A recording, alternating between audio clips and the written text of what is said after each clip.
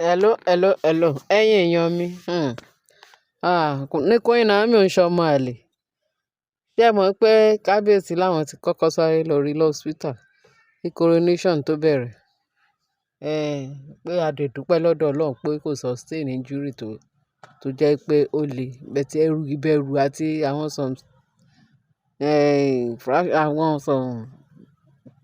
scratching nìkan ni wọ́n ní ó ní. Òun náà ní kan treat. So kábíyèsí fẹ́ lérò pé bóyá kó kúkú rest. Ìgbà tí ò ti la kú lọ tọ́lọ́run ò dẹ̀ jẹ́ kí òun miss ìyàwó òun kò lose ẹ̀. Lórúkọ Jésù kò ní lose ẹ̀. Jesus àwa náà ò ní lose tàwa náà. Bẹ́ẹ̀ ni wọ́n ò ní lose àwa náà lórúkọ Jésù. Wọ́n ní bí kábíyèsí wa ní kó sinmi. Ṣé mo sọ fún wa pé ìgbà tí kábíyèsí dé inú party ó gbé microphone ó ròyìn. Wọ́n ní kò sọ fún wọn kó kàn ní ìyàwó òun. Ó sáré lọ níbi kan bẹ̀ tó máa bá wọn. Ó nígbàgbọ́ ní kábíyèsí fi sọ fún wọn bẹ̀ pé announce pé bẹ̀tẹ̀ kí Tadé ní ká ò jókòó sórí síìtì yẹ. Wọ́n ní gbogbo èèmù Mary ni pé kábíyèsí máa pè kó wá jókòó. Kò mọ̀ pé àgbọ̀nrín èṣì ni òun ń jẹ lọ́bẹ̀. Kábíyèsí ó ti make up mind ẹ̀ pátápátá. Wọn ò ní fẹ́ ni ẹlòmíì ṣe ìyàwó ẹ̀. Síìtì yẹn ò ní gbófo torí ẹ̀ ló ṣe ní kí ọmọ ẹ̀ jókòó síbẹ̀. Wọ́n ní kò pẹ́ kó jìnnà bí ó gba the last drip tó gbà tán pé ara ẹ̀ ti wá le bó ṣe ya gbọ̀nà coronation yẹn. Wọ́n ní bí Naomi ṣe wọnú coronation party kó ya kábíyèsí lẹ́nu. Wọ́n ní ẹ wá wo abáriwo ṣe tagè tínú wọn dùn ariwo ayọ̀. Wọ́n ní gbogbo wọn bẹ̀rẹ̀ sí ní jubilate. Wọ́n ní gọ́vnà Adeleke Àgàgà. Wọ́n ní Ọlọ́yọ̀ bàbá tọ̀yọ́ yẹn that is Olúbàdàn ìlú Ìbàdàn. Wọ́n ní gbogbo wọn ò gbẹ́yìn wọ́n ń jubilate tán ń dúpẹ́ pé pé àwọn lérò pé bóyá pé báwo ló ṣe máa jẹ́ kí wọ́n fẹ́ ṣàdúrú nǹkan báyìí 10th anniversary kí Queen Naomi máa wà ńbẹ̀. Pé báwo ni báwo disturb ẹ̀ bó ni bá lọ léni coronation ọkọ ẹ̀. Wọ́n ní Queen Naomi sọ pé òun gbọ́dọ̀ yọjú òun gbọ́dọ̀ wà ńbẹ̀ torí ó wà very important fún òun. Wọ́n ní kábíyèsí wá sọ pé ìbárẹ̀ ṣe ó ní kábíyèsí understand tẹ́ wá understand ni lénìí kí ni wọ́n fẹ́ sọ pé wọ́n ò ní fẹ́ lòmíì ṣe òun gbọ́dọ̀ represent òun gbọ́dọ̀ wà.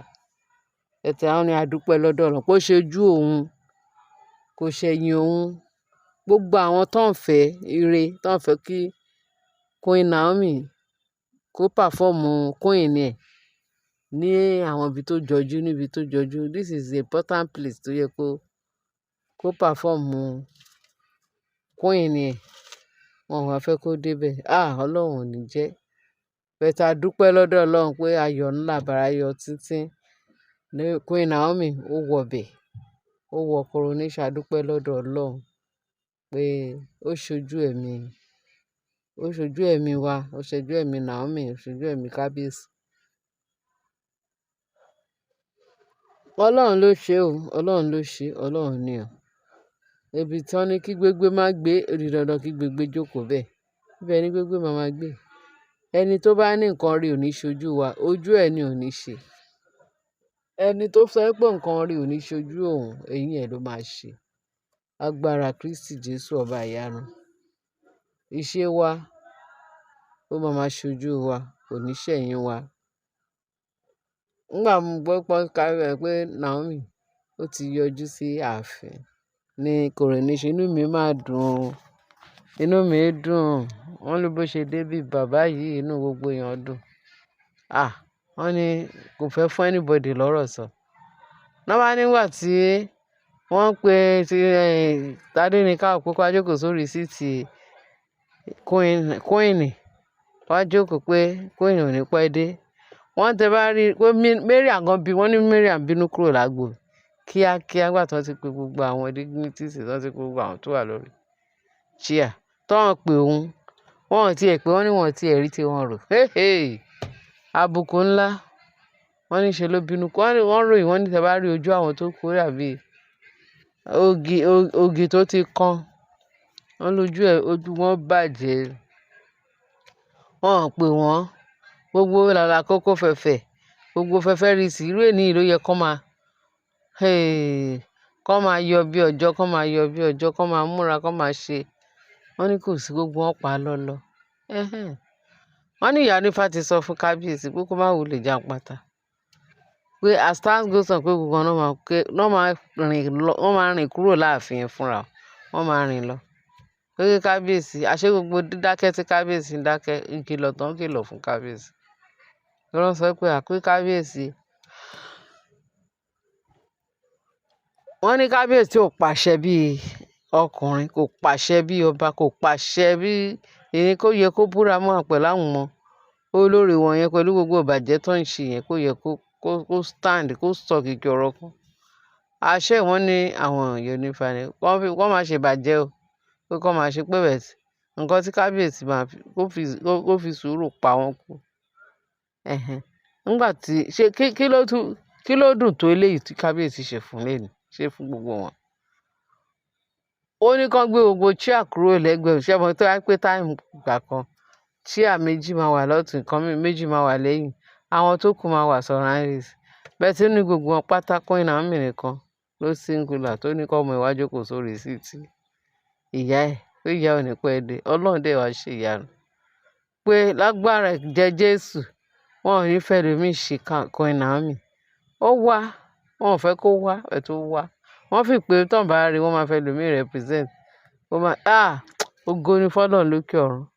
Ọba mi àtọlọ́run mi, ògbéni níjà kẹ́rù òbó níjà.